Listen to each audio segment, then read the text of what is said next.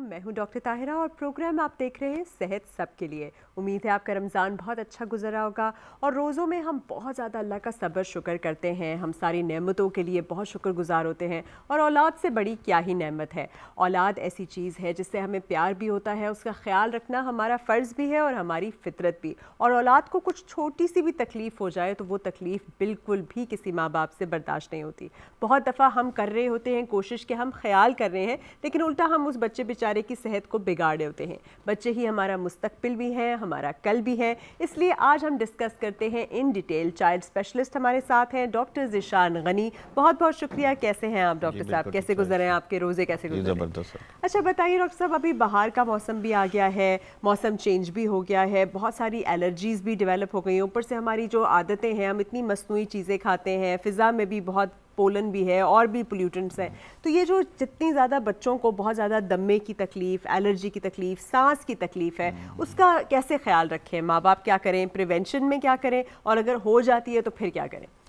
अच्छा, इसमें जो है अब ये जो सीज़न है ख़ास, जो प्रॉब्ली स्टार्ट फ्रॉम फरवरी, मार्च और अप्रैल, ये एलर्जीज़ डिसऑर्डर सबसे ज़्यादा साल में एलर्जीज़ की जो रेस्पिरेटरी इन्फेक्शंस हैं या जो एलर्जिक डिसऑर्डर जिन्हें हम कहते हैं, जिन्हें हम एस्थमा टाइप भी कहते हैं, उसके अटैक्स बढ़ जाते हैं इस सीज़न में। इसकी सबसे ज़्यादा रीज़न जो है प्रॉबेबली इन्वायरमेंट में पोलन की मिक़दार और थोड़ा सा जिस इसमें स्प्रिंग सीज़न होता है, इसमें पौधे वगैरह खिलते हैं, उसमें से उनकी स्मेल्स वगैरह हो सकती हैं। तो इसमें हमने पूरे साल में जो मैक्सिमम ये 3 मंथ हैं, इसमें एस्थमा या एलर्जिक डिसऑर्डर या रेस्पिरेटरी इन्फेक्शंस को थोड़ा ज़्यादा देखा है इसमें। और इसमें इंस्ट्रक्शन यही होती हैं, एक तो पेशेंट्स जो नॉन होते हैं, एस्थमेटिक्स होते हैं या जो एलर्जिक डिसऑर्डर्स के पेशेंट होते हैं, उनको गाइडलाइन यही दी जाती है कि आप इन्वायरमेंटल एक्सपोजर को उसको मतलब एक्सपोज लाइक जिस तरह है डस्ट से बचाना है, perfumes, powder, spray, air freshener उनसे बचाना है, इन्वायरमेंटल एक्सपोजर कम रखना है, मास्क पहनना है। और जो एलर्जिक डिसऑर्डर वाले लंग्स होते हैं, जो रेस्पिरेटरी इन्फेक्शन जिनको प्रोन होते हैं, वो लंग्स दे आर सेंसिटिव। और कोई भी ऐसा एलर्जन जो हवा में होता है, जो सांस की नाली में जाता है, वो एलर्जिक डिसऑर्डर को एक्टिवेट कर देता है। अच्छा, हम अक्सर कहते हैं कि बच्चे को एटोपी है या एटोपिक बच्चा है, उससे एलर्जी है, अस्थमा या दमे की बीमारी है, उसकी सांस फूलती है, सीटियाँ सी आती हैं, और साथ साथ कुछ लोगों को, बच्चों को स्किन के भी प्रॉब्लम्स एसोसिएटेड होते हैं। तो डॉक्टर्स कहते हैं कि जैसे जैसे बड़ा होगा ये ठीक हो जाएगा। तो ये आप एक तो कैसे डिटर्मिन करते हैं एक बच्चे के अंदर कि वाकई ये एटोपिक है, इसको वाकई अस्थमा या एलर्जी है, उसको ग्रेड कैसे करते हैं और फिर उसको कौन सी ऐसी दवाइयाँ देते हैं? प्रिवेंशन तो चलें ठीक है कि हमने इन चीज़ों से दूर रहना है, लेकिन वो कितना कोई दूर रह सकता है? एक तो ये बच्चों में जो एलर्जिक डिसऑर्डर्स होते हैं ना, ये ग्रेजुअली बच्चे बड़े होते जाते हैं, बेहतर हो जाते हैं। ये एक पेरेंट्स को हम होप देते हैं और एक्चुअली दिस इज़ ट्रू कि जो ही वो बड़े होते जाते हैं और बेहतर होते जाते हैं। लेकिन इसमें टाइम पीरियड नहीं होता कोई। लाइक कुछ बच्चे हो सकता है कि फर्स्ट ईयर में हो, सेकंड ईयर में प्रॉब्लम ना हो, लेकिन समटाइम 7-8 ईयर्स तक जाके प्रॉब्लम होती है। लेकिन जो ही बच्चे के लंग्स स्ट्रॉन्ग होते जाते हैं, बच्चा बड़ा होता जाता है, इम्यूनिटी लेवल बेहतर होते जाते हैं, फिर बेहतर हो जाती है सूरत हाल।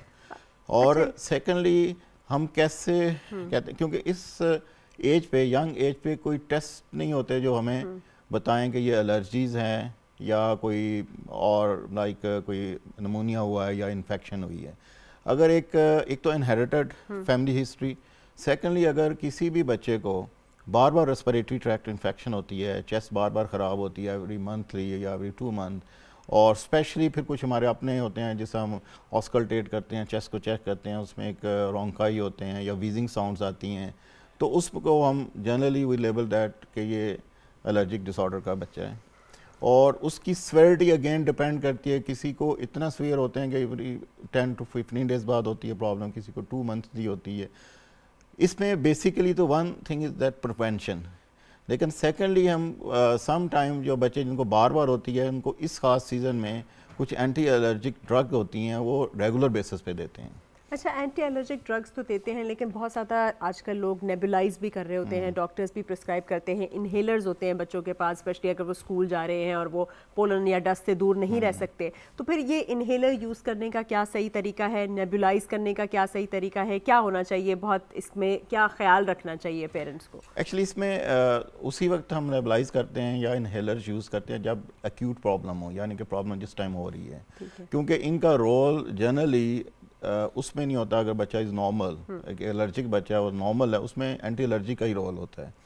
जब मतलब एक बच्चा आता है जिसको खांसी ज़्यादा हो रही है या हम चेस्ट में चेक करते हैं, उसमें रोंकाई साउंड्स होती हैं, तो फिर हम नेबुलाइजेशन या फिर हम बाज़ का इनहेलर्स प्रिस्क्राइब करते हैं। अब एक्चुअली इनहेलर्स का ये होता है कि यंग एज में ज़रा उसको इस्तेमाल करना मुश्किल होता है, बच्चे को ट्रेन करना कि यूज़ कैसे करना, उसका प्रॉपर तरीका होता है। तो कुछ एज पे जाके लाइक 4-5 ईयर्स पे हम स्पेसेस वगैरह यूज़ करते हैं, लेकिन प्रेफरेबली ज़्यादा हम नेबुलाइजेशन पे रखते हैं, और वो भी जब प्रॉब्लम हो रही हो ज़्यादा। मतलब रूटीन में एक बच्चा इज़ एलर्जिक प्रॉब्लम, उसको एलर्जिक डिसऑर्डर है, लेकिन वो अदरवाइज ही स्टेबल, तो उसमें हम एंटी एलर्जिक ही देते हैं। नेबुलाइजेशन हम उस वक्त रखते हैं जब प्रॉब्लम ज़्यादा हो रही हो। अच्छा डॉक्टर साहब, ये तो आपने वो बताया ना कि बच्चा क्या सांस में ले रहा है जिससे उसे एलर्जी हो रही है, और उसके लिए यही है कि अगर बहुत ज़्यादा धूल है, मट्टी है, तो आप झाड़ू ना लगाएं, आप पोछा लगाएं, आप जैसे उन्होंने कहा मास्क पहने, पोलन के भी वो वाली ट्रीज़ नहीं लगाएं जिनसे पोलन होती है, और एक दफ़ा मादा और नर दोनों किस्म के आपको लगाने चाहिए दरख्त, और बाहर भी केयर करना चाहिए। लेकिन बहुत सारे बच्चे जो है वो खाने पीने की चीज़ों से भी एलर्जिक हैं, जैसे किसी को दूध से एलर्जी है, लैक्टोज इंटॉलरेंट है, किसी को सीलियाक डिजीज़ है, तो ये खाने की एलर्जीज़ कैसे पता चलती हैं और इसको किस तरह डायग्नोज किया जाता है? और एक्चुअली ये ना जो आप खाने की बात कर रहे हैं, डिफरेंट टाइप्स एलर्जीज होती हैं। ये अपार्ट फ्रॉम जो एलर्जिक लंग्स प्रॉब्लम है उससे अलग होती है, बिल्कुल अलग है। उसमें भी डिफरेंट टाइप्स आती हैं। लाइक शुरू में लैक्टोज इंटॉलरेंस जिसे कहते हैं हम, दूध में खास एक लैक्टोज होता है, वो प्रॉब्लम करता है, या फिर सीलिक डिजीज़ होती है जिसमें गंदम से वीट्स एलर्जी होती है। लेकिन इनकी प्रेजेंटेशन डिफरेंट होती हैं। मतलब लैक्टोज इंटॉलरेंस वाला बच्चा लूज मोशन के साथ आएगा शुरू में, specially first year of life में लूज मोशन रहते हैं, या कॉलिक्स बहुत ज़्यादा होते हैं, बार बार डायरियाज होते हैं उनको, तो उसमें फिर हम उसको लैक्टोज इंटॉलरेंस उसको फर्दर इन्वेस्टिगेट करते हैं, उसको लेबल करते हैं, फिर हम लैक्टोज उसके मिल्क से, उसकी डाइट से निकालते हैं। या फिर एक सीलियक डिजीज़ वाला बच्चा भी, वो भी डायरिया के साथ ही आता है, जिसको वीट एलर्जी या आम गंदम से एलर्जी होती है, वो भी बार बार उसको लूज मोशन होते हैं। और उसमें यह है कि सम टाइम वो विदाउट लूज मोशन पे हाइट नहीं बढ़ती, और सम टाइम और प्रॉब्लम्स के साथ आते हैं, फिर हम इन्वेस्टिगेट करते हैं, उसमें अगर वीट एलर्जी आती है तो उसकी डाइट से वीट को निकालते हैं। तो बेसिकली जिस भी चीज़ से एलर्जी बच्चे को हो रही है या वो हाइपर रिएक्ट कर रहा है, उसको आप अवॉइड करते हैं। जी, कॉलर की जानिब बढ़ते हैं। पहले कॉलर। जी अस्सलाम वालेकुम, कौन बोल रहे हैं, कहाँ से बोल रहे हैं? जी, ये किस कॉलर की जानिब है हम? मेरा ख्याल है कॉल लाइन जो है वो ड्रॉप हो गई है और हमारे कॉलर को आवाज़ नहीं आ रही। आप कॉल कर सकते हैं और पूछ सकते हैं, हमारे साथ माहिर है सेहत है बच्चों के, और वो आपको गाइड करेंगे कि भाई क्या क्या प्रॉब्लम बच्चों में आजकल हो रही है, हो सकती है, और किस तरह से इसको लेकर चलना है। अच्छा डॉक्टर साहब, हम ये बात कर रहे थे, आपने कहा कि रेस्पिरेटरी इन्फेक्शन बहुत होते हैं, ये तो चले दमे के मरीज़ हो गए, बहुत सारे बच्चों को आजकल बैक्टीरियल इन्फेक्शन भी तो बहुत हो जाता है ना, वायरल भी, बैक्टीरियल इन्फ्लुएंजा भी होता है, निमोनिया भी, जो भी, और वो खांसते रहते हैं और मुस्तकिल तौर पर उन्हें खांसी भी रहती है, कभी कभी टॉन्सिलाइटिस हो जाता है, उसकी वजह से स्कूल भी नहीं जा पाते। तो ये जो रिपीटेड इन्फेक्शन है, इसका क्या रीज़न है, इसकी इम्यूनिटी कैसे बढ़ाई जाए बच्चे की, कौन से वैक्सीनेशंस दिए जाएं, और फिर ट्रीटमेंट लाइन क्या होनी चाहिए? बेसिकली अब हमारा जो EPI स्केड्यूल है, जो पाकिस्तान का स्केड्यूल, उसमें सारी वैक्सीन्स कवर करती हैं। लाइक डायरिया की वैक्सीन है, नमूनिया की वैक्सीन है, गर्दन तौर बुखार की है, काली खांसी की, सारी वैक्सीन अवेलेबल। तो वो इनिशियल फर्स्ट तो यही होता है कि हम पेरेंट्स को काउंसल करते हैं, और ये जनरली जैसा हम पोलियो के लिए भी कर रहे हैं, कैंपेन चला रहे हैं, तो फर्स्ट नंबर पे तो first line of prevention is vaccination. उसके बाद डिफरेंट डिसऑर्डर हो सकते हैं। लाइक अगर थ्रोट इन्फेक्शन बार बार होती है तो उसमें अक्सर ये क्रॉस इन्फेक्शन होती है, स्कूल गोइंग बच्चों में होती है, जिसको स्ट्रेप्टोकोकल फ्रेंजाइटिस होता है, हाई ग्रेड फीवर के साथ बच्चों को होता है, अक्सर गला ख़राब रहता है। तो वो उसमें तो प्रिवेंशन यही होती है कि आइसोलेशन, मतलब एक बच्चे से दूसरे बच्चे में शिफ्ट होता है, मास्क वगैरह पहने और क्रॉस इन्फेक्शन से बचाना होता है। और इसके अलावा अब डिपेंड करता है कि डिफरेंट रेस्पिरेटरी इन्फेक्शन होती हैं, लाइक नमोनियस, बात का वायरल भी हो सकता है, बात का बैक्टीरियल भी होता है, और वायरल में एंटीबायोटिक का रोल नहीं होता है, बैक्टीरियल में हमें एंटीबायोटिक देनी पड़ती है। और फिर नमोनियस में आगे फिर हमें इन्वेस्टिगेट करना पड़ता है कि वायरल है तो उसको ऑक्सीजन पे रखना है, उसकी क्या ट्रीटमेंट करनी है, उसको एंटीबायोटिक नहीं देनी है, एंटीवायरल या देनी है, और अगर बैक्टीरियल नमूनिया है तो उसमें एंटीबायोटिक देनी है, उसमें एंटीबायोटिक नहीं देंगे तो वो लाइफ थ्रेटनिंग हो सकती है। तो ये खैर बहुत ब्रॉड कैटेगरीज होती हैं नमूनियास की, रेस्पिरेटरी इन्फेक्शंस की, और समवेयर एलर्जिक डिसऑर्डर्स भी इसी में ही आते हैं। तो इम्यूनिटी या बच्चे की जो कुव्वत मुदाफ़ियत है उसको कैसे बढ़ाया जाए? ऐसे क्या चीज़ें खिलाई जाए बच्चे को, या एक्सरसाइज कराई जाए, या उसकी रूटीन में ऐसा क्या होना चाहिए कि वो बार बार बीमार ना पड़े? अच्छा, इसमें जो सबसे जो डाइट की आप बात करते हैं ना, डाइट में कोई स्पेसिफिक डाइट की ज़रूरत नहीं होती कि आप ख़ास कोई डाइट देंगे और उससे ये बेहतर। एक तो बच्चे बड़े होते जाते हैं तो ऑटोमेटिकली उनके इम्यूनिटी लेवल्स बेहतर होते जाते हैं। यंग एज में हम यही बताते हैं कि जो होम मेड डाइट्स हैं ना, घर पे हाँ बस वो हाँ जी वो दें जी चीज़ों बिल्कुल। उसमें जो जनरली हम कैसे डिवाइड करते हैं हम क्योंकि सब कुछ बच्चे जो है प्रोटीन ज़्यादा लेते हैं, कुछ कार्बोहाइड्रेट ज़्यादा लेते हैं, तो हम जनरली रिकमेंड ये करते हैं कि 50% कार्बोहाइड्रेट होने चाहिए डाइट में, 35% प्रोटीन होनी चाहिए और 15% फैट होने चाहिए। तो कार्बोहाइड्रेट में कोई भी चीज़ आ सकती है, लाइक जैसा वीट कंटेनिंग, जैसा रोटी वगैरह, चावल है, और फ्रूट्स आ सकते हैं। प्रोटीन में मिल्क आ सकता है, अंडा आ सकता है, गोश्त आ सकता है। जी बिल्कुल। और फैट में तो आपके वही है, आपके ऑयल वगैरह जी आ सकते हैं। तो बेसिकली आपने एक बैलेंस डाइट देनी है, और कोशिश कीजिए कि कोई भी चीज़ जो टिन में से या पैकेट में से या प्रोसेस्ड हो या फास्ट फूड कहलाती हो, जिसके अंदर डाई और कलर शामिल हो, उनसे आप दूर रखें। इनसे एलर्जीज भी होती है और इनसे मज़ीद बच्चों का नुकसान भी होता है। अच्छा, बच्चे बहुत ज़्यादा जो है ये जो मसनूई चीज़ें खाना शुरू हो गए हैं, और स्पेशली उसकी वजह से बहुत मोटापा भी होने लगा है, ओबेसिटी होने लगी है, जिससे बहुत सारा बच्चों को डायबिटीज़ और हार्ट के भी मसाइल शुरू हो गए। तो ये जो ओबीस बच्चे हैं जिनका वजन हद से ज़्यादा है, क्योंकि आजकल हिलते जुलते भी नहीं हैं, हर वक्त फ़ोन पे होते हैं, और फिर डाइट भी high fructose corn starch syrup वगैरह की डाइट होती है, तो इसके लिए आप क्या इनको सजेस्ट करते हैं? इसमें यह है कि ये हमारी ना ओवर द ईयर्स हमारी प्रैक्टिस डेवलप हो गई है कि हम अपनी ना ट्रेडिशन और कल्चर से दूर हो गए हैं, और फ़ख्र महसूस करते हैं उसमें दूर हो गए। तो एक्चुअली जो हम पहले पुराने ज़माने में या अभी भी हमारे जो घरों में बाज़ घरों पे इस चीज़ का बड़ा ख्याल किया जाता है कि हम जो बैलेंस्ड डाइट है घर की डाइट दें। एक्चुअली ये जितनी डाइट्स होती हैं ना, इसमें प्रिजर्वेटिव्स होते हैं, केमिकल्स होते हैं, और प्लस इनकी न्यूट्रिशनल वैल्यूज़ वो नहीं होती जो हमारी नेचुरल डाइट की होती हैं। और लेकिन अनफॉर्चुनेटली इसको एक मतलब यूज़ किया जाता है और बड़ी खुशी से यूज़ किया जाता है, लेकिन उसकी एक्चुअली नुकसानात ज़्यादा हैं। बिल्कुल। एक कॉलर की जानिब बढ़ते हैं। जी अस्सलाम वालेकुम, कौन बोल रहे हैं और कहाँ से बोल रहे हैं? जी वालेकुम अस्सलाम मैडम, मैं तैमूर हसन बात कर रहा हूँ नौशहरा से, KPK से। जी, कैसे हैं तैमूर साहब आप? जी बिल्कुल ठीक है, क्या पूछेंगे आप? मैं डॉक्टर साहब से एक बात करना चाहता था। मेरा एक बेटा है 6 ईयर का जी, तो वो ज्यादातर जो रोटी के जो फूड खाने होते हैं घर में, तो वो ज्यादा शौक नहीं करता। तो डॉक्टर साहब से यही पूछना था कि इस सिलसिले में उससे जबरदस्ती करनी चाहिए बच्चे को? इस तरह होता है ज्यादातर कि उसको मारते हैं या घर के चलो खाना खाओ या इस तरह, तो इसमें काइंडली जरा हमें गाइड कर ले कि इसके लिए क्या तरीकाकार अपनाना चाहिए। चलिए बिल्कुल, बहुत शुक्रिया। रूटीन का जो फूड, जी बड़ी मेहरबानी, thank you so much. Thank you. अच्छा, ये इन्होंने बहुत अच्छा क्वेश्चन किया, और ये तकरीबन 60-70% घरों में यही प्रॉब्लम है। बिल्कुल। एक तो प्रॉब्लम ये है कि हमें ये चीज़ समझने की ज़रूरत है, एक तो हम उसको होम मेड डाइट्स दें। अक्सर होता ये है कि हमारे या तो ड्रिंक्स बच्चे ले लेते हैं, ग्लूकोज कंटेनिंग होते हैं, वो ऑकवर्ड टाइम में लेते हैं। लाइक अगर उसने खाना खाना है 8 बजे 7 बजे, वो अगर ग्लूकोज कंटेनिंग कोई चीज़ लेगा उसको भूख नहीं लगेगी। फिर जैसा बाज़ार की चीज़ें हैं, ये अक्सर जो हैं आपके पास जो भी अवेलेबल है चीज़ें वो यूज़ करते हैं बच्चे। कॉमेडी जाते हैं, बाज़ार जाते हैं, मार्केट जाते हैं, करीबी दुकान पे जाते हैं, कोई चीज़ लेते हैं, उससे वैसे ही उनका एक तो भूख ख़त्म हो जाती है और पैटर्न चेंज होता जाता है। और इनमें ना ग्लूकोज ज़्यादा होती है इन चीज़ों में जितनी मार्केट से मिलती हैं, तो वो सारा उसका ना भूख का वो चेंज हो जाती है।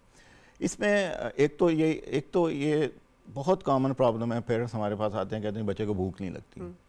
एक्चुअली एक तो ये रीज़न होती है कि आप उसको दूसरी साइड पे भेज देते हैं और फिर कहते हैं जी कि ये रोटी नहीं खाता सारा, क्योंकि हमने शुरू से उसके साथ प्यार किया है और इस बात पे प्यार किया जो कि गलत प्यार किया है कि ये बाजार जाएंगे आप ये चीज़ ले लें, वो चीज़ टॉफ़ी ले लें, बच्चा रो रहा है उसको टॉफ़ी दे दी, वो खुश हो जाता है। तो उसकी शुरू से हैबिट ये हमने डेवलप किया। जब वो थोड़ा सा बड़ा होता है फिर हम कहते हैं कि इसको मारें, दूसरी चीज़ पे लेके जाएं। तो ये मतलब हमें शुरू से अपने बच्चों की ट्रेनिंग इस तरह करनी चाहिए कि उनको इन चीज़ों पे ना लेके जाएं जो कि एक्चुअली शुरू में आप प्यार के तौर पे करते हैं, लेकिन बाद में वो उस बच्चे के लिए नुकसानदेह होता है। बिल्कुल, और डिफरेंट शेप्स की और डिफरेंट एक्सपेरिमेंट्स करके मज़े की चीज़ें घर में बनाए, कलरफुल बनाए, शेप्स की बनाए, डिस्ट्रैक्ट करके खिलाएं तो वो ज़रूर खाएगा। अगले कॉलर की जानिब बढ़ते हैं, फिर वापस आएंगे डॉक्टर साहब आपके इस बात पे। जी, कौन बोल रहे हैं और कहाँ से बोल रहे हैं? अस्सलाम वालेकुम, मिसेस फ़हीम बोल रही हूँ। वालेकुम सलाम, कैसी हैं आप? ठीक ठाक। आपके रोजे कैसे गुजर रहे हैं?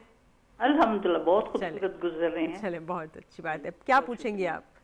जी डॉक्टर साहब अस्सलाम वालेकुम। जी वालेकुम अस्सलाम। अच्छा, मैं ये कह रही हूँ, मैंने कहा एक होता है एलर्जी और एक है एनर्जी। तो बच्चों के लिए एनर्जी हम जब लाते हैं, मुझे ये लगता है कि वालदा खुद ही क्या बाजार की चीजें खा रही है, या फिर जब कोई टेस्ट है तो वो खुद ही कहते हैं करेले ऐसे करके बच्चे हमें देख के करते हैं कुछ नफसियाती तौर पे कि ये चीज तो गलत होगी। तो मैं उससे कहती हूँ कि अगर ये जिस वक्त इनको नहीं पता होता कि जायका क्या है, तो उस वक्त हम इन्हें डिफरेंट चीजें अगर पीस के या चीजें दे के तो उनकी ये एलर्जी खत्म करें, जिस चीज से इनको एलर्जी हो जाती है कि मैंने नहीं खाऊंगा तो मुझे ऐसे होगा, या माँ को होता है। मुझे नहीं लगता कि अगर बच्चे को उस वक्त से कोई भी टेस्ट मुतारफ करवा दिया जाए कि भाई ये है, ये भी है, ये भी है, ये भी है, वही चीज स्कूलों में होनी चाहिए, कैंटीन्स में होनी चाहिए। तो जब हमारी ग्रोथ हम कर रहे होते हैं, छोटे छोटे होते हैं, उस वक्त हमने उनको जायका बताना है कि जिससे आपको एलर्जिक नहीं होना कि ये चीज नहीं खानी। बिल्कुल, तो वो एनर्जी आएगी इंशाल्लाह। और अगर आगे जाएंगे तो उनको तो हम बताएंगे कि टेस्ट कौन सा ठीक है, कौन सा नहीं ठीक। बहुत बहुत मेरा ख्याल है कि बहुत अच्छा टॉपिक है और थैंक यू वेरी मच। और अच्छा लगेगा अगर ये सब सुनेंगे और करेंगे। बहुत शुक्रिया, थैंक यू। हमारी बहुत रेगुलर कॉलर, बड़ी अच्छी बात उन्होंने की, रिपल्शन हम खुद ही पैदा करते हैं। आप अपनी बात भी कंप्लीट कीजिए जो आप पहले कर रहे थे, और बताइए कि कैसे इस जो माइंडसेट है इसको कैसे चेंज किया जाए। एक्चुअली ये बात इन्होंने बड़ी ज़बरदस्त की है। जब आप शुरू में आप इंट्रोड्यूस करेंगे वो चीज़ें जो हम खुद घर में खाते हैं तो बच्चे उसी को फॉलो करेंगे। अगर आप नहीं करेंगे तो फिर वो आपको आगे पे उसको करना पड़ेगा किसी स्टेज पे जाके।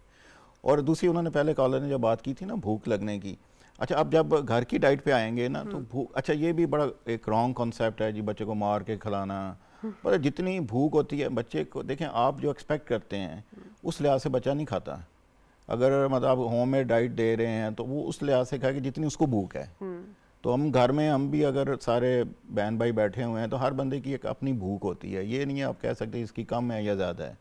तो ये भी मारना बिल्कुल कोई रीज़न नहीं है कि आप मारें बच्चे को। जितनी उसको भूख है वो खाएगा, लेकिन जितनी भी भूख है उसको ख़त्म घर से करें कि घर की डाइट या होममेड डाइट, उसको वहाँ पे, और अपनी जो ओपिनियन है उसके ऊपर ना थोपें। अगले कॉलर की जानिब बढ़ते हैं। जी अस्सलाम वालेकुम।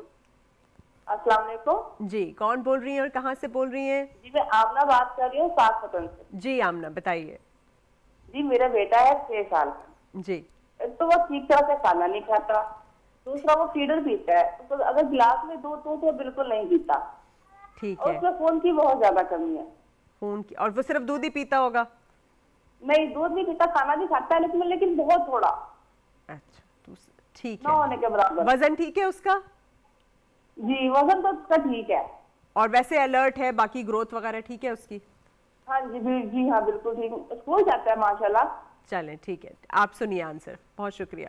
अच्छा ये भी वही है कि दूध, एक्चुअली सेम प्रॉब्लम है बेसिकली इसमें ना। देखें एक पेरेंट्स की एक और बड़ी कॉमन कंप्लेन है, और ये भी 60-70% पेरेंट्स आके बताते हैं ये बच्चा कमज़ोर है। इसमें एक क्राइटेरिया है जो बड़ा सिंपल है। कमजोर लगता है। अगर बच्चा एक्टिव है, भाग दौड़ रहा है, मेंटली ठीक है, एक्टिव है, अलर्ट है, जैसा ये स्कूल भी जा रहा है, तो फिर ये कमज़ोर नहीं है। कमज़ोर वो होता है जो लागर हो, जो उठ ही नहीं सकता। तो एक अक्सर, अच्छा ये ना ज़्यादा जो हमारे जो कॉन्सेप्ट हैं वो स्ट्रक्चर पे जाते हैं। तो जो उसको हाँ मोटा हो बच्चा, और अक्सर हम देखते हैं वो होता तो पतला है लेकिन हाइट उसकी ठीक होती है। तो एक तो ये है कि बच्चा कमज़ोर वही होता है जो कि एक्टिव नहीं होता, ठीक है।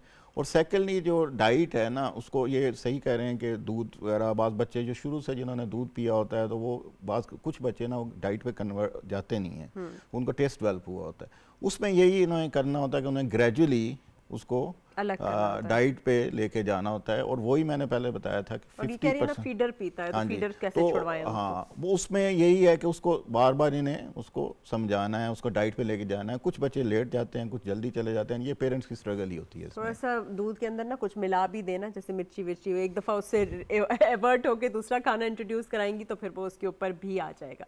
अच्छा डॉक्टर साहब, आप थोड़ा सा ये बताइए कि बहुत ज़्यादा बच्चों को टॉन्सिल्स और खांसी का मसला रहता है, बहुत ज़्यादा उनको निगलने में भी प्रॉब्लम होती है, बार बार टॉन्सिलाइटिस हो रहा होता है, साइनसाइटिस, जुकाम, नज़ला, खांसी, उसका क्या करें?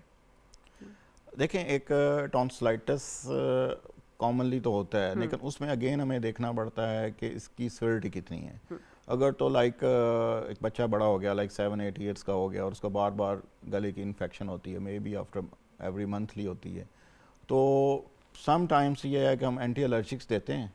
और अगर उससे कुछ इम्प्रूवमेंट्स होती है, और एक और रिस्क फैक्टर्स हैं जिस तरह लाइक ठंडा पानी पीना, अच्छा, और खट्टी चीज़ें खाना, केचप वेचप खाना, और अगर वो टॉन्सिलाइटिस बार बार हो रहा है तो ये दो चीज़ें अगर अवॉइड करें, ठंडी कोई भी चीज़ और कड़वी चीज़, ये अवॉइड करें। और सम टाइम हम एंटी एलर्जिक्स भी देते हैं, और उसमें अगर रेट ऑफ इन्फेक्शन थ्रोट के कम होते जाते हैं, लाइक पहले मंथली हो रहा है तो उसको 3 मंथ्स पे चला जाता है, तो फिर हमें एंटी एलर्जिक्स पे और थोड़ा परहेज़ करने से ही चलाना पड़ता है।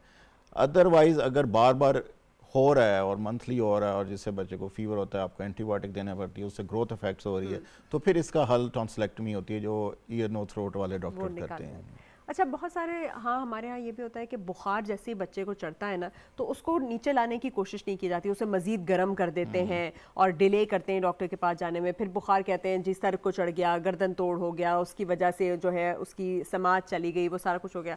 तो बुखार का आइडियल कंट्रोल क्या है? बुखार कितने को बुखार कहते हैं, कितने अरसे का बुखार डेंजरस होता है, और कितना ज़रूरी है उसको कोल्ड स्पॉन्जिंग या किसी तरह से नीचे लेकर आना? बुखार जो है हमारा रफ, मतलब मेन जो डेफिनेशन है वो 100 फ़ारेनहाइट से नीचे फीवर नहीं है। 100 फ़ारेनहाइट या 37.7 सेंटीग्रेड से नीचे फीवर नहीं है। ठीक है। अब उसके बाद देखना पड़ता है कि फीवर की, मतलब अगर तो स्वेयर है फीवर, मतलब तेज़ है, हाई ग्रेड फीवर है, तो उसमें डेफिनेटली उसको कम करने की ज़रूरत होती है, क्योंकि वो सम टाइम कुछ बच्चों में, और स्पेशली यंग एज पे फिट्स वगैरह भी ब्रेन की तरफ जाता है और बच्चों को झटके भी लगते हैं। तो उसमें यही होता है कि एक तो हम उन्हें जैसा पैरासीटामोल वगैरह है उनको रेगुलर इंटरवल पे देना होता है, और स्पंजिंग वगैरह करनी होती है। स्पंजिंग का तरीका भी ये है कि चेस्ट को बचा के फेस और अब्डोमेन, चेहरे पे और पेट पे करें, और चेस्ट पे ना करें, क्योंकि चेस्ट इन्फेक्शन अगर है तो वो उसको एग्रीवेट कर सकती है। और सेकेंडली इसे ग्रेजुअली काम करना होता है। अक्सर आप देखें घर में एकदम पानी फेंक देते हैं बच्चे पे, तो वो एक सडनली ड्रॉप नहीं करना होता है, ग्रेजुअली ड्रॉप करना होता है, और पैरासीटामोल देनी होती है। और इसके अलावा अगर हाई ग्रेड फीवर है तो फौरी डॉक्टर को चेक कराना होता है, क्योंकि उसकी डिफरेंट रीज़न हो सकती है, और उस रीज़न के लिहाज से ट्रीटमेंट होती है। बिल्कुल।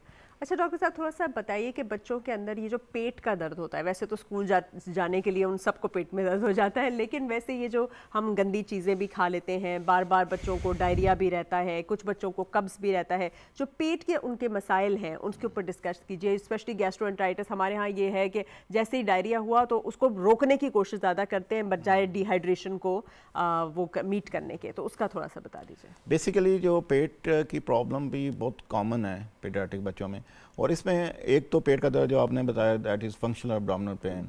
अक्सर बच्चा इज़ अदरवाइज स्टेबल, और वो जब भी कोई पढ़ने बैठेगा या स्कूल जाने लगेगा या कोई स्ट्रेस एलिमेंट माइल्ड सा होगा तो उससे पेट का दर्द होता है। ये हालांकि मतलब ये यंग एज पे भी हमने फंक्शनल या इस तरह के प्रॉब्लम्स देखे हैं, और they are quite common, uncommon नहीं है। अब आप दूसरी बात पे आते हैं कि जो सबसे ज़्यादा पीडियाट्रिक पेशेंट आते हैं हमारे पास, जो एक्यूट गैस्ट्रोएंटराइटिस के साथ आते हैं, एक्यूट वाटरी डायरिया कहते हैं, उसकी एक तो प्रिवेंशन यही होती है कि हाइजीनिक कंडीशन आप उसका ख्याल रखें, पानी का, दूध का, खाने पीने वाली चीज़ों का ख्याल रखें। और सेकेंडली इसमें सबसे इम्पॉर्टेंट चीज़ जो होती है, जो हम पेरेंट्स को भी बताते हैं, कि डिहाइड्रेशन ना होने दें। इसको रोकना डायरिया को नहीं होता, जब तक वो पीछे से वायरल है या बैक्टीरियल है वो अपना टाइम लेगा, या वायरस है उसको ट्रीट करेंगे, बैक्टीरिया है तो उसको ट्रीट करेंगे, लेकिन जब तक वो डायरिया रहता है उसको स्टॉप नहीं करना होता। ठीक है, वो जब तक वो अपना प्रोसेस या इन्फेक्शन ठीक नहीं होगी, मसला ठीक नहीं होगा। और फिर सेकेंडली डिहाइड्रेशन, वो हम उनको एक्सप्लेन करते हैं कि डिहाइड्रेशन के साइन क्या हैं।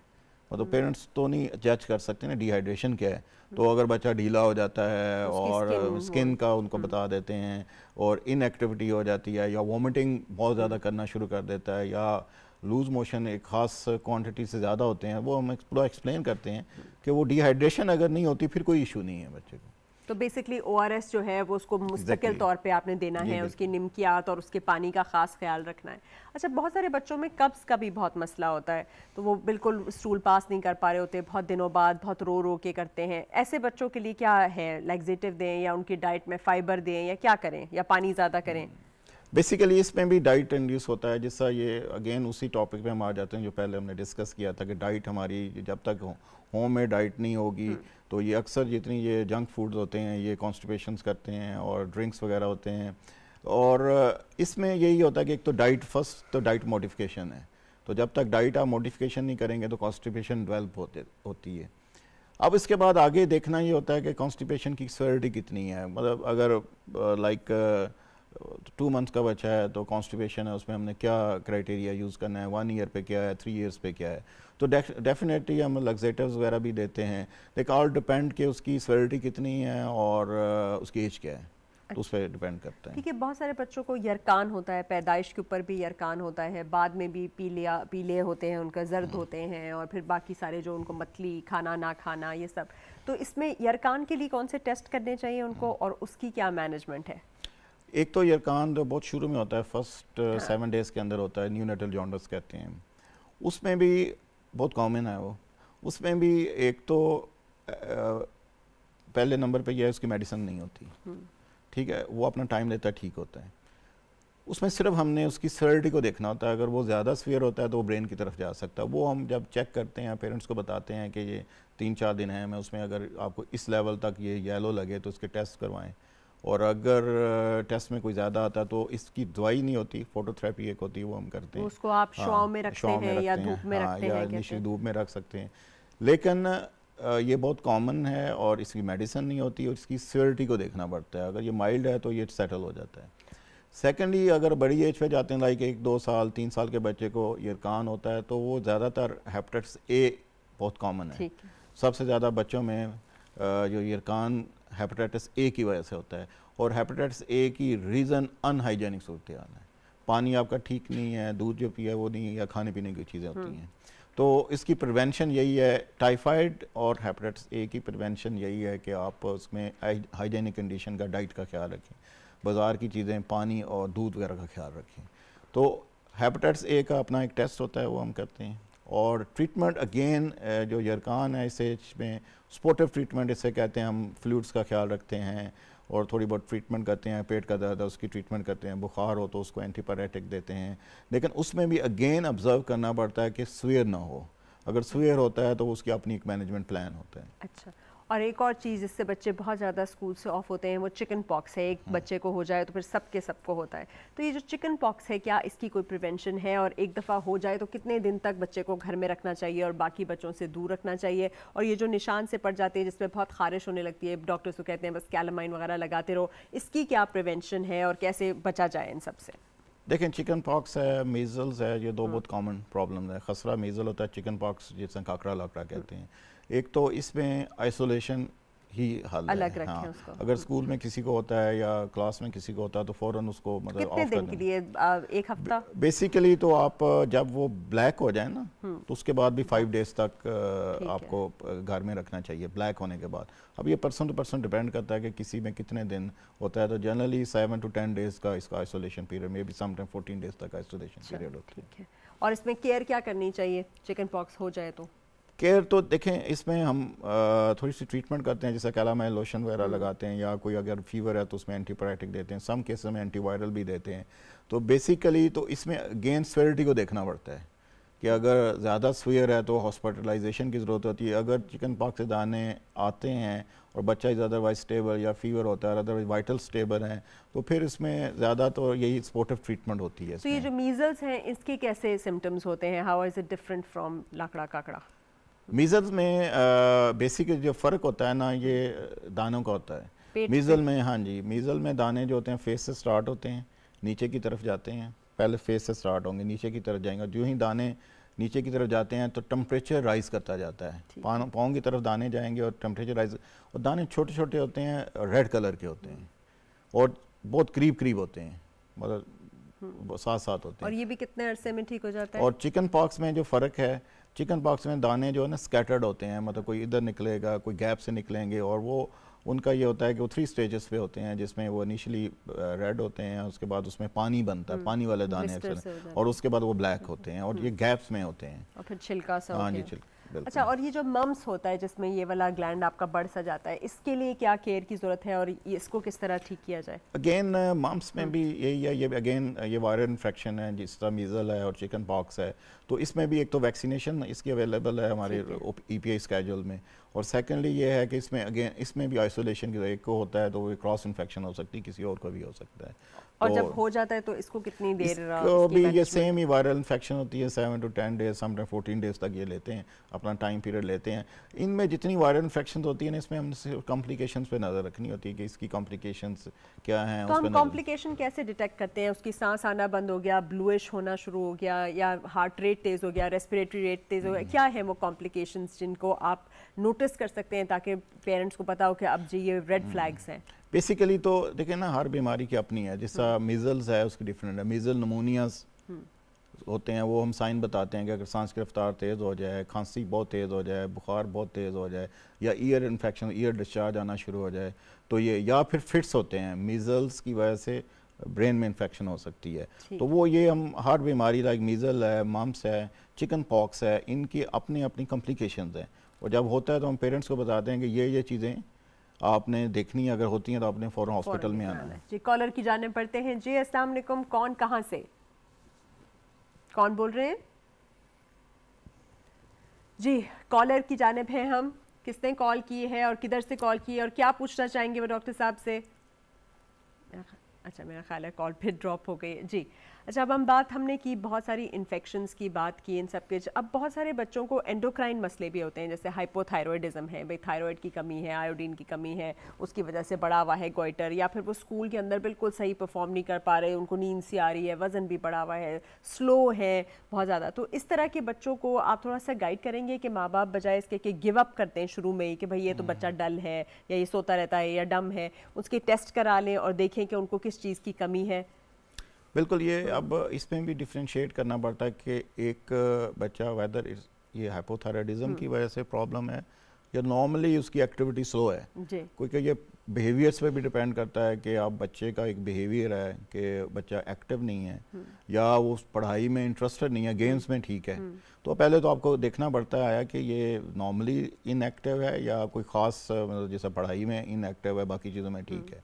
तो अगर तो आपको लगता है पेरेंट्स को कि हर काम में इनएक्टिव है, लेथार्जिक रहता है, ढीला रहता है, या उसकी ग्रोथ प्रॉपर नहीं हो रही, तो इसमें ना सबसे कॉमन जो प्रॉब्लम है हाइपोथायराइडिज्म है, जैसे थायराइड हार्मोन होता है वो हमारा, वो पैदाइशी, उसकी अब कई रीज़न हो सकती हैं, कंजेनिटल हाइपोथायराइडिज्म होता है और इसको एक एक्वायर्ड कहते हैं, बाद में भी हो सकता है, तो उसमें तो टेस्ट करवाना पड़ता है। अगर वो थायराइड फंक्शन टेस्ट कहते हैं वो करवाते हैं, अगर थायराइड फंक्शन टेस्ट एबनॉर्मल आता है या लो आता है तो उसकी ट्रीटमेंट है।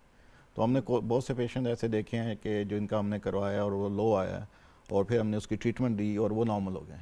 अच्छा, बहुत सारे बच्चों में हाइपर एक्टिविटी भी तो होती है, ADHD आजकल बहुत कॉमन है कि भाई अटेंशन डेफिसिट हाइपर एक्टिविटी है, तो वाकई ये ADHD होता है या ये भी एक बिहेवियरल चीज़ ही है और उसकी मेडिकेशन पता नहीं, मैं कंफर्टेबल नहीं होती उसके साथ, so is it okay to take medication for ADHD for children? क्योंकि वेस्ट में तो बहुत ज़्यादा कॉमनली आजकल ये प्रिस्क्राइब की जा रही है कि वो स्टिमुलेंट्स देते हैं बच्चों को, तो आप इसको क्या सजेस्ट करते हैं यहाँ पे? बेसिकली ये प्रॉब्लम भी प्रॉब्ली बहुत कॉमन होती जा रही है, बहुत ज़्यादा। हाँ जी, और प्रॉब्ली या तो हम आइडेंटिफाई अब कर रहे हैं या मेरे ख्याल है डिवाइसेस बहुत ज़्यादा यूज़ करना शुरू हो गए हैं, फोन्स, रेज। तो इसमें भी अगेन हमें देखना पड़ता है वेदर नॉर्मली बच्चा एक्टिव है, कुछ बच्चे होते ही बहुत एक्टिव हैं, ठीक है, और कुछ बच्चे जो होते हैं अब वेदर ये बीमारी की वजह से बिहेवियर प्रॉब्लम है या वैसे एक्टिव है, कुछ बच्चे होते हैं शरारती जैसे हम कहते हैं, एक्टिव होते हैं, भागते हैं, दौड़ते हैं। इसमें मेन क्राइटेरिया क्या होता है फ़र्क करने के लिए ऑन हिस्ट्री पे?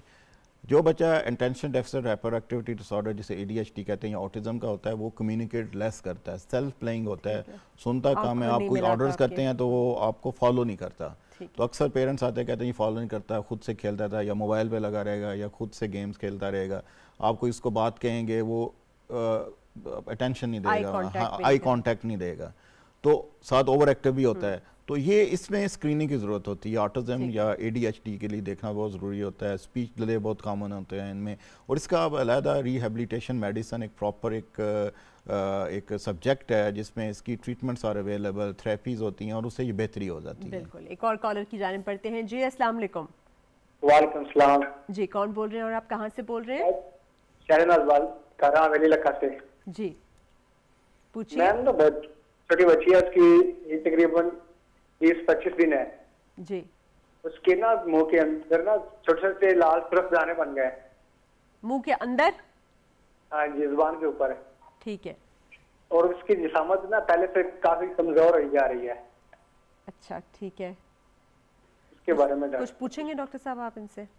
25 दिन की दूध वगैरह कौन सा पिलाते हैं? दूध कौन सा पी रही है वो? माँ का दूध या बाहर माँ का पी रही है और फिटर भी इस्तेमाल कर रहा है, दोनों इस्तेमाल। अच्छा, दूसरा दूध कितना, मदर कितना दे रहे हैं? दूसरा दूध कितना दे रहे हैं, कितने % दे रहे हैं? दूसरा तकरीबन डेली का एक फीडर इस्तेमाल कर रहे हैं और मदर का बाकी इस्तेमाल कर रहे हैं। और साथ उसको मतलब पेचिश वगैरह तो नहीं हो रही?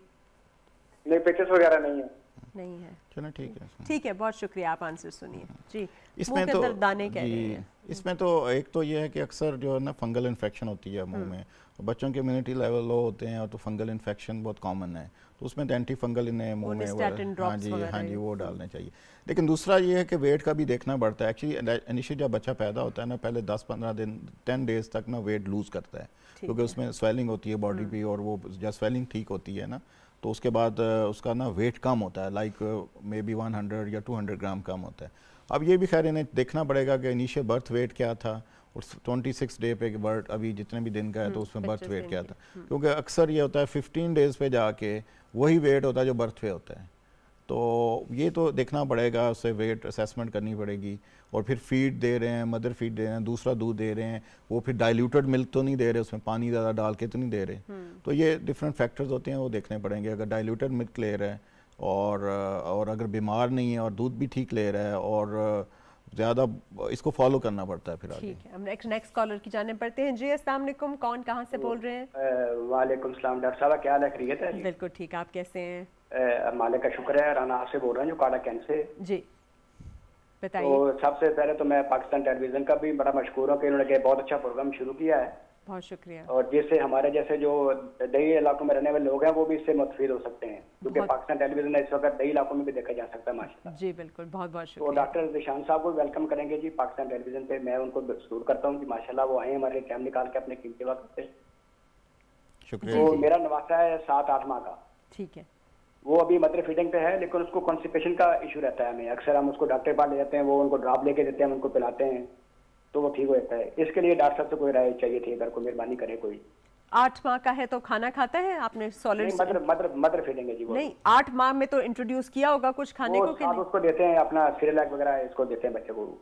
अच्छा ठीक है, आप कुछ पूछेंगे डॉक्टर साहब? नहीं ठीक, बस आंसर सुन लीजिए आप। बहुत शुक्रिया, थैंक यू फॉर कॉलिंग जी। अच्छा, ये जो बात कह रहे हैं ना बड़ी कॉमन है ये भी कॉन्स्टिपेशन, और इसकी सबसे प्रॉबेबली रीज़न ये है कि इनको वीनिंग थोड़ा टाइम पे स्टार्ट मतलब ऊपर से जो डाइट है वो अब ले तो रहा है, वो कितनी मिकदार में ले रहा है ये इंपॉर्टेंट है। अगर बच्चा मिल्क पे है ना तो मिल्क में कॉन्स्टिपेशन होती है, तो उन्हें मतलब देखें मेडिसिन जो वो देते हैं और उससे वो ठीक हो जाता है। फ़िलहाल हाल यही है कि ये जो डॉक्टर के पास जाते हैं, कॉन्स्टिपेशन होती है, मेडिसिन देते हैं तो वो ठीक हो जाता है। लेकिन इसको बेहतर करना यही है कि डाइट इंप्रूव करें। और ये मेरे ख्याल है घर की बनी हुई चीज़ें, जैसे खिचड़ी हो गई, दलिया हो गया, आप फ्रूट्स वगैरह को भी मैश करके वो दें तो ज़्यादा फाइबर। बिल्कुल बिल्कुल जी, डाइट इसकी बेहतर करेंगे तो कॉन्स्टिपेशन बेहतर हो जाएगी। अच्छा डॉक्टर साहब, बताइए कि विटामिन डी की कमी भी हमारे यहाँ बहुत ज़्यादा होती है, और स्पेशली बच्चों के अंदर तो ये रिकेट्स और ऑस्टियोमलेशिया और ये सारा कुछ भी होता है।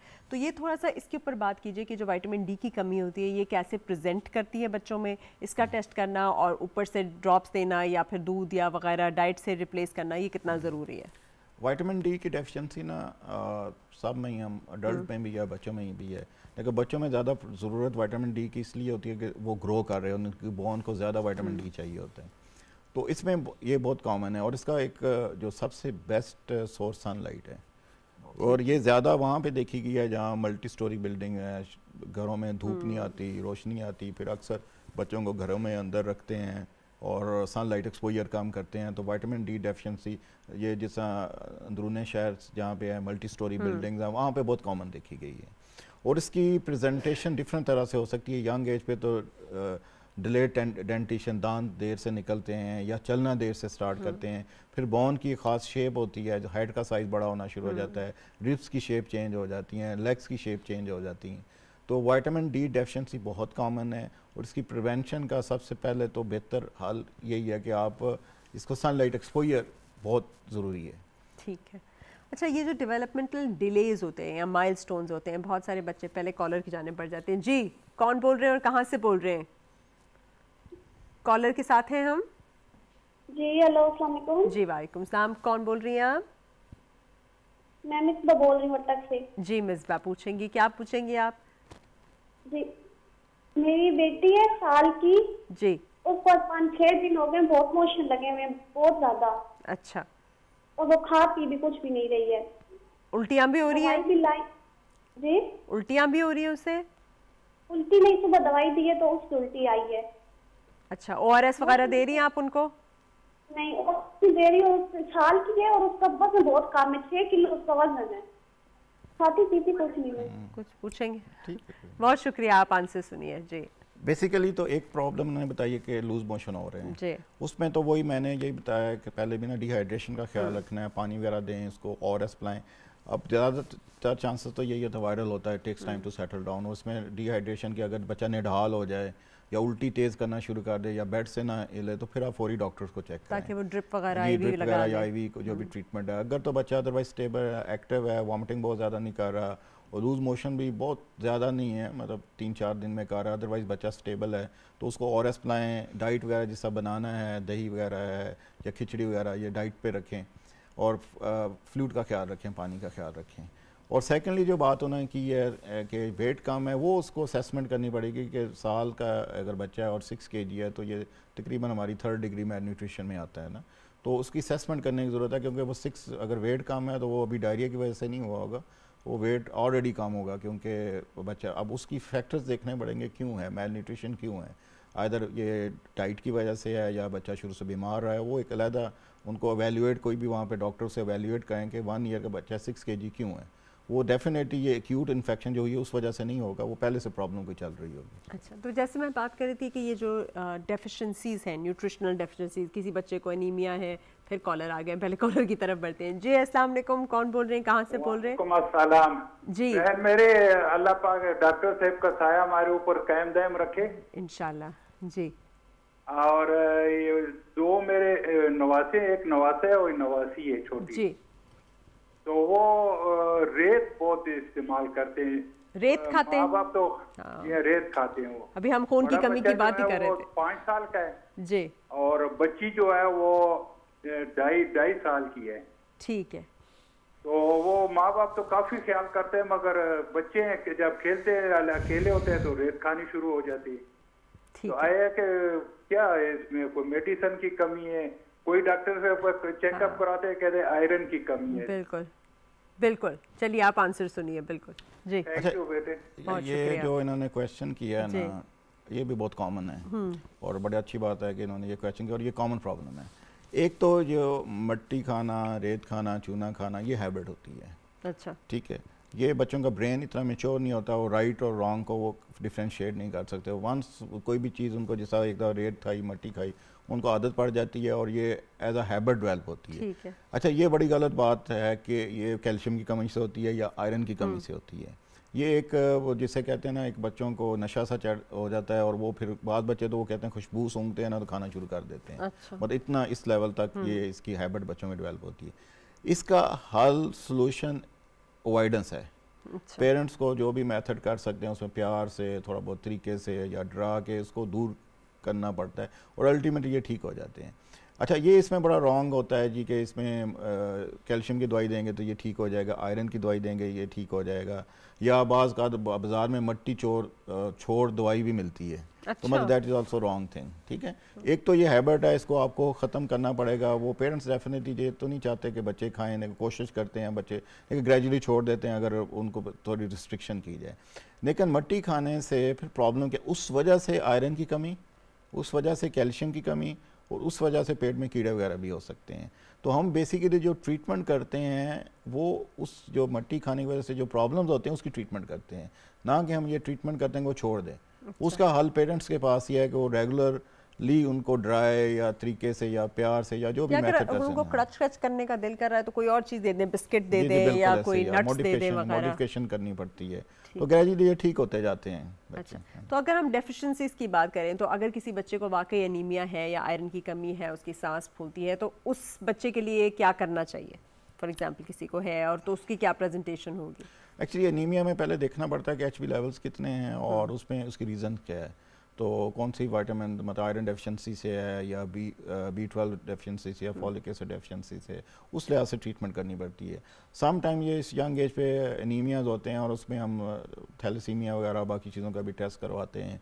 अगर तो रूल आउट हो जाता है थैलेसीमिया नहीं है या कोई मेजर बीमारी नहीं है, तो जनरली इसको हम न्यूट्रिशनल एनीमियाज कहते हैं, जो डाइट की वजह से होते हैं। उसमें डाइट प्लान बना के देते हैं कि ये डाइट है आपने, हाँ जी, ये चीज़ें लें, और फिर उसमें डिपेंड करता है vitamin B12, folic acid, iron deficiency है तो उसको कितना अर्सा देनी है, कितने लेवल से कितने लेवल पे लेके जानी है। ठीक है जी, अगले कॉलर की जानिब बढ़ते हैं।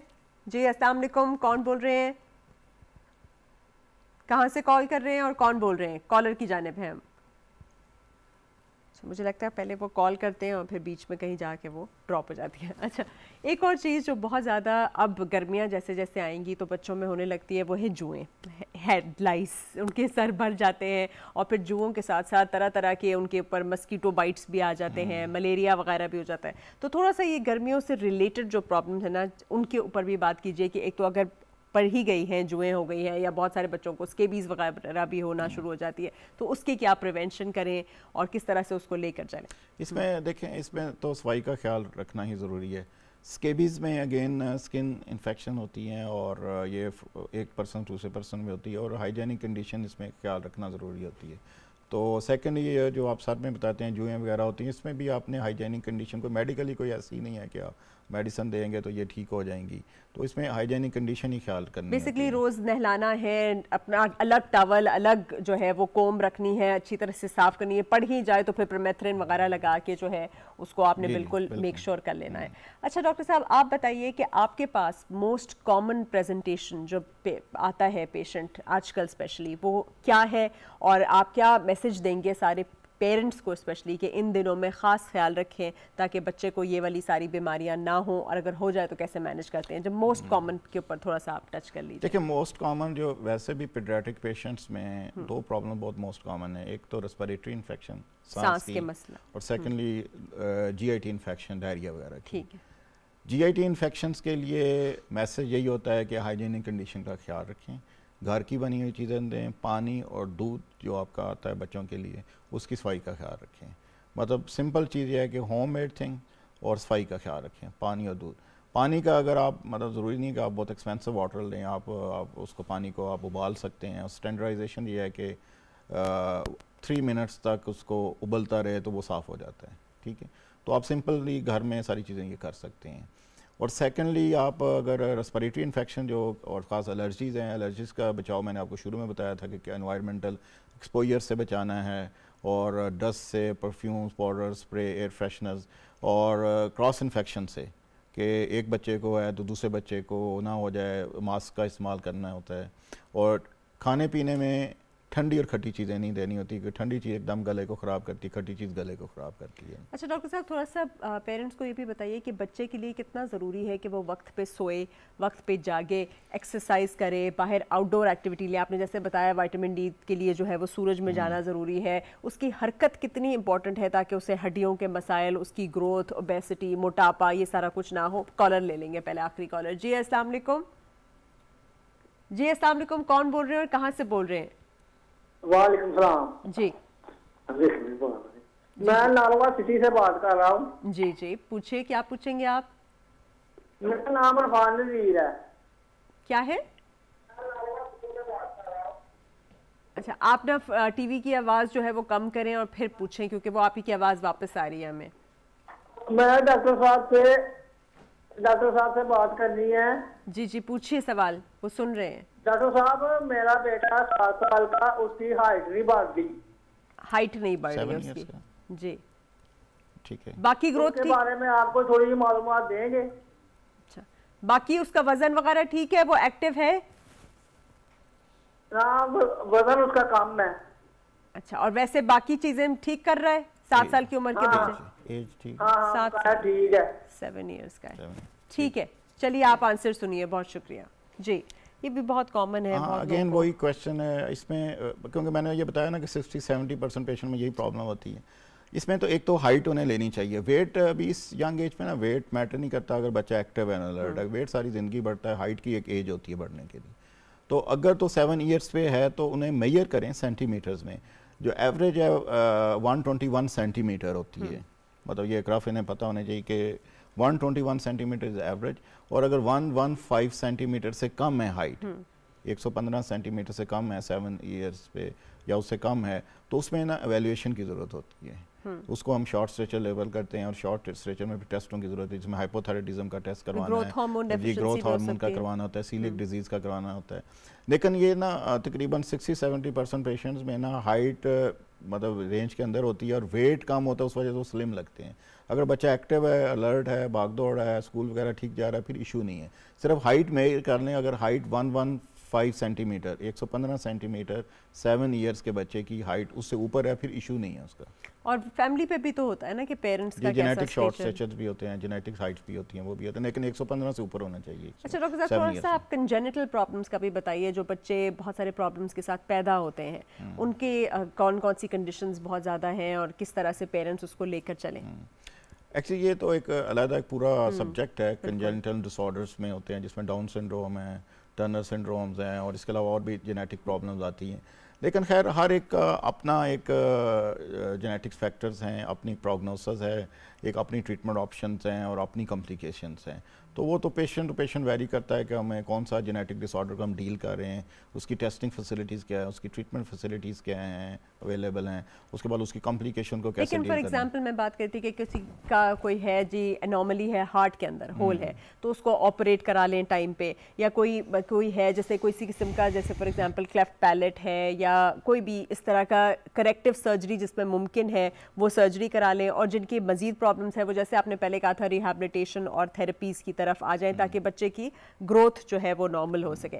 तो हम डॉक्टर साहब वाइंड अप करने से पहले बस आपसे पूछना चाहूँगी कि आप थोड़ा सा लोगों को गाइड करते हैं कि बच्चों की रूटीन में उनकी फिजिकल और मेंटल नरिशमेंट और हेल्थ के लिए माँ बाप को किस तरह का एटीट्यूड रखना चाहिए towards the behaviour with the child. बस थोड़ा सा इसके ऊपर। देखिए, इसमें सिंपल ये है कि एक तो चीज़ ये है कि आप उनको मतलब रूटीन की जो पूरी थ्रू आउट ये करें, एक तो डाइट का ख्याल रखें, जो भी है आप होममेड डाइट्स दें, और उनकी आउटडोर एक्टिविटीज़ का ख्याल रखें। स्क्रीन टाइम कम करें, मोबाइल से निकालें, स्क्रीन टाइम्स कम रखें, और उनको हेल्दी एक्टिविटीज़ पे लेके जाएं, और डाइट का ख्याल रखें।